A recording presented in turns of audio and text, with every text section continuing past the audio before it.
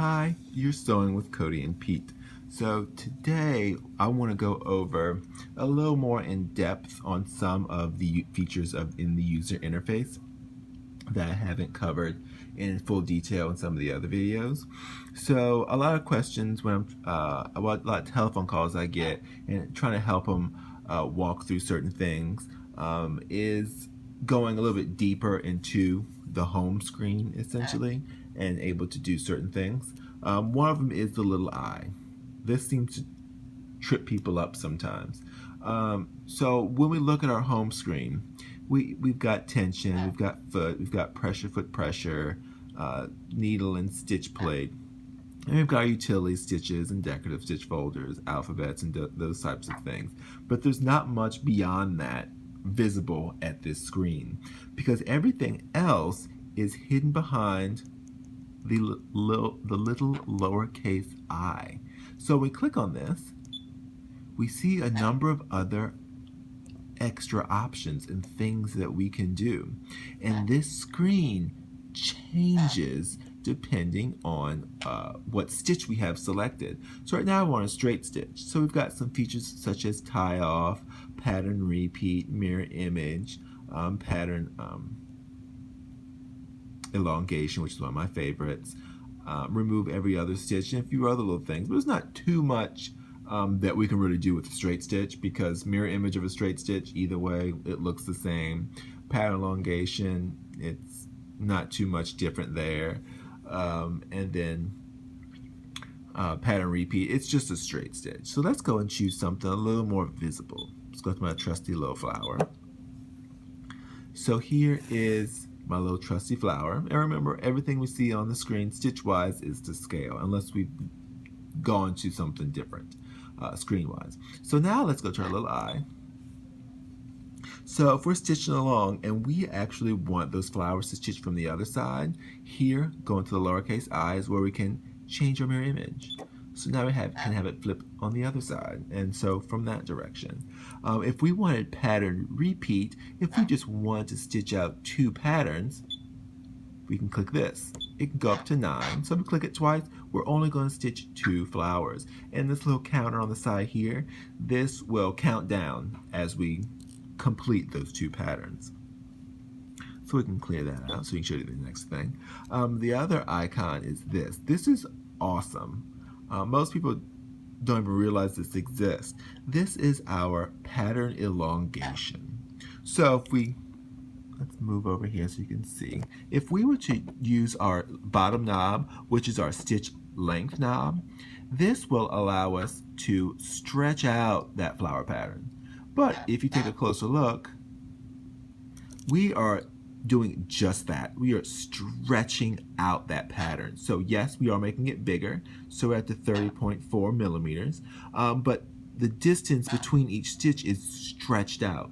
So if this is the look you're going for, then great. This will just give you a bigger stitch. It'll just kind of stretch it. However, if we do pattern elongation, I can click on this and we can do 100% at a time. And every stitch will allow you to do different things. So what we did is we made it larger. So now we're at 29.2 millimeters. But look at the stitch. Those stitches are there are more stitches in a given area. So those those leaves and the petals are smoother because they added stitches. If you're familiar with embroidery and you increase the size of your design, the machine or software will add stitches to fill them in so it looks smoother, it looks cleaner, it looks more filled in. The pattern elongation does the same thing, which is awesome. So we can make a design bigger, and every design has some limitations. Some of them we can make super large, some of them are really confined to, like this one we can only increase about just 100%. Some of them we can go up to like 900%. But this allows you to make a large design but keep everything proportioned and just looks nice and smooth because it adds stitches. So we can clear that back to default. Go back 1 page.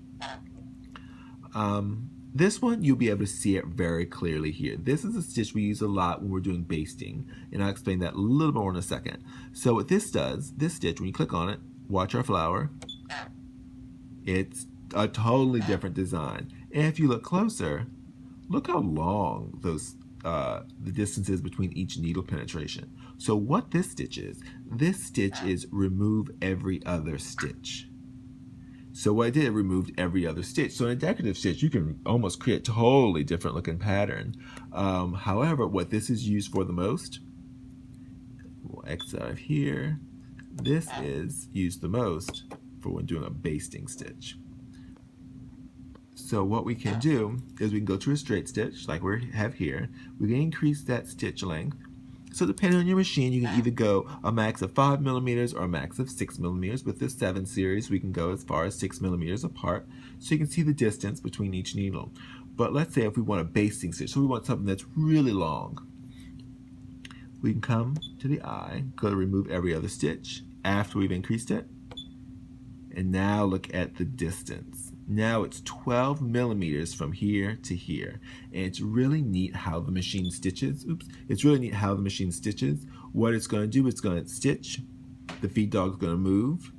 And the needle kind of hops up. It never penetrates the fabric. And the feed dogs move again. And then the needle comes down and takes that stitch. So it skips every other stitch to give you a nice long basting stitch that you can either remove when you're done, extremely easy, or if you want to create some gathers, you can easily pull that thread and gather your fabric. Now, one of my absolute favorite things in the eye, especially for a straight stitch, is this guy right here. This is gives you the ability to change the default setting of a particular stitch. So on my machine, I typically always have my straight stitch tighter. I'm always piecing. So I like it like maybe like a 2.25. Some a little tighter, even like a 2.0 for my straight stitch. So every time I turn on a machine, I want it set like that. So what I can do is I can save it semi-permanently. And all I have to do is hit that little floppy disk and it saves. So when I turn off my machine and turn it back on, and since this is the first stitch that's up by default, it's automatically going to go to that 2 millimeter stitch length. So it's ready to go. I didn't have to do anything. But if we did this, let's say for one of the blanket stitches,